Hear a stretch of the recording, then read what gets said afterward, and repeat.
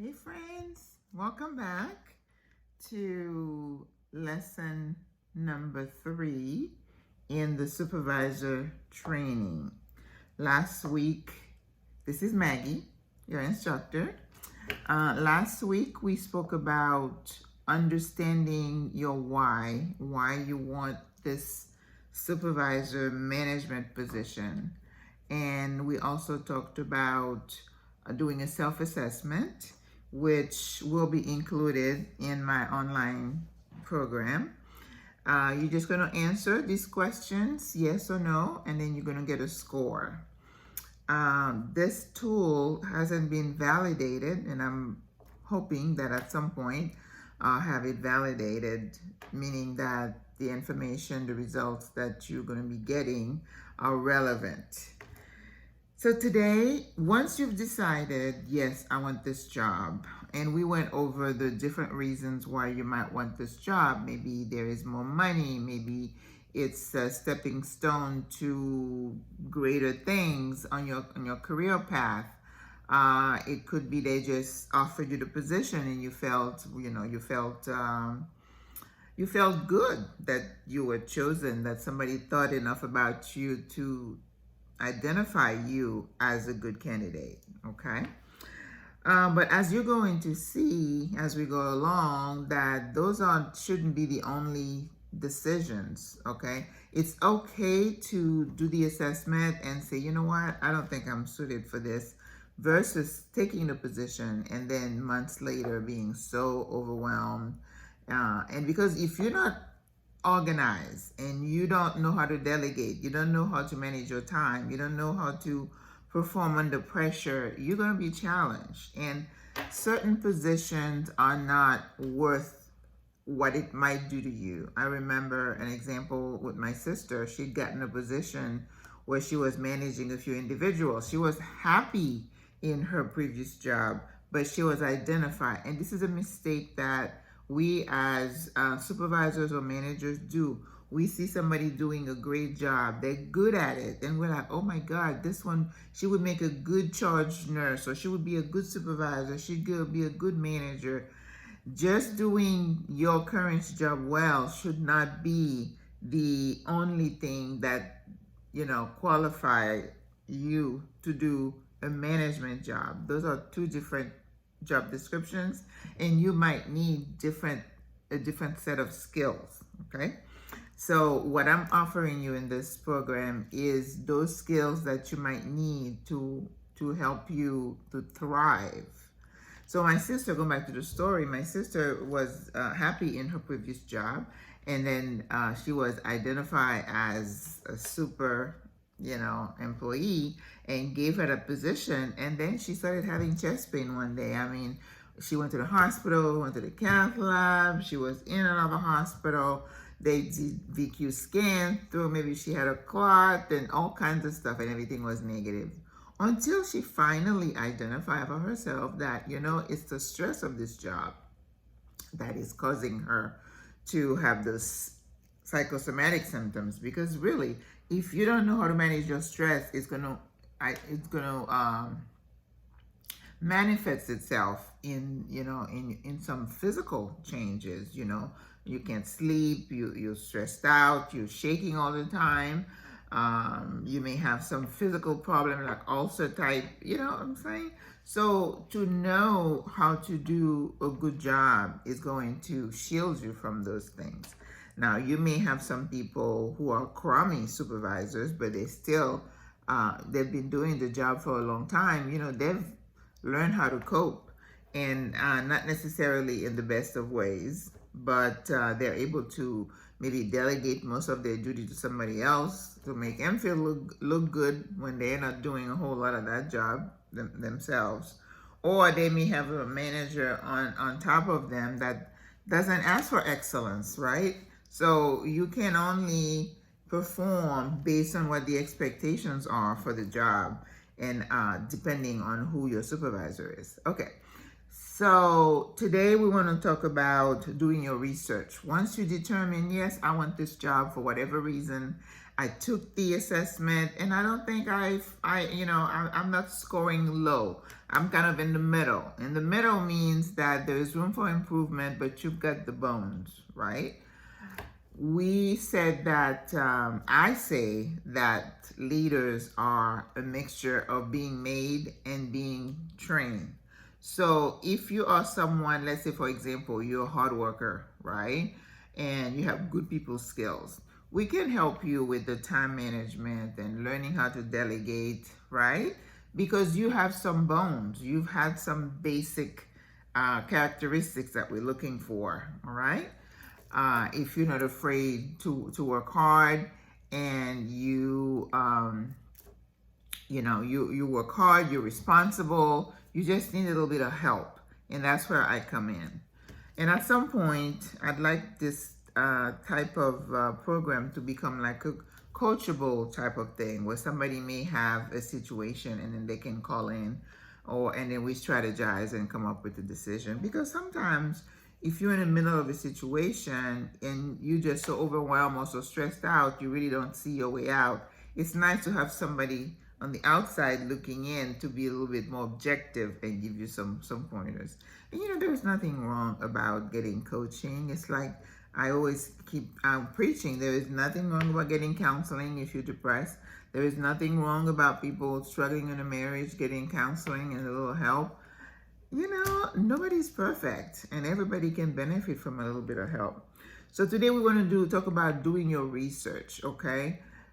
It's easier to be promoted within an organization that you already know. The culture, the people, how things are done because you're in, right? So once you're inside the organization, you know who the key players are. You know how things are done. You know how decisions are made. So it's up to you to figure out a way to work within that system, right? Now, if it's a position that you're going into a new facility that you don't know, well, you better do your homework because let's say you're leaving a secure job to go to another job because there is a big, salary increase, okay? Now, you always hear people tell you, if it sounds too good, it probably is. So what you want to do, hopefully, after feeling so good that you were picked for the position, before you sign on the dotted line, I would encourage you to do your homework. And how would you do your homework? Hopefully, you've already gone to the company website, you've read the mission statement, you go to Glassdoor. Glassdoor is a place where you can go and read how current and former employees describe this organization. If you have a company that has a rating of 2.5 or 2 stars from their current employees, you want to tread lightly, even if they're throwing a lot of money at you, because chances are you're going to be challenged. Maybe there's no support. Maybe they expect you to work insane hours. Maybe they just don't have good communication between the department. Maybe they don't treat their staff right. Just take everything with a grain of salt, but look for patterns, okay? If you have 2 people out of 10 saying, oh, I don't like my supervisor, maybe it has to do with, temperament and how they relate to each other, personality, right? But if you have 6 out of 10 saying the same thing, ding, ding, ding, ding, your alarm bell should go off. So try to read those reviews. And then if you can, as best as you can, find some current employees and people on the inside and talk to them. Maybe if you can find, I know sometimes the Glassdoor people would leave their email. I would contact them and find out. And a lot of these things I'm telling you guys, those are mistakes that I made myself, okay? I believe there are only 2 positions that I have gotten from the outside straight into a management position.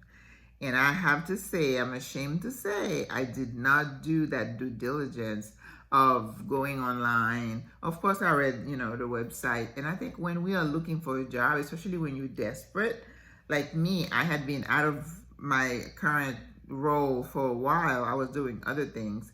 And then when I needed a job, you become desperate. And desperation causes you to make mistakes. You don't take the time to do your research.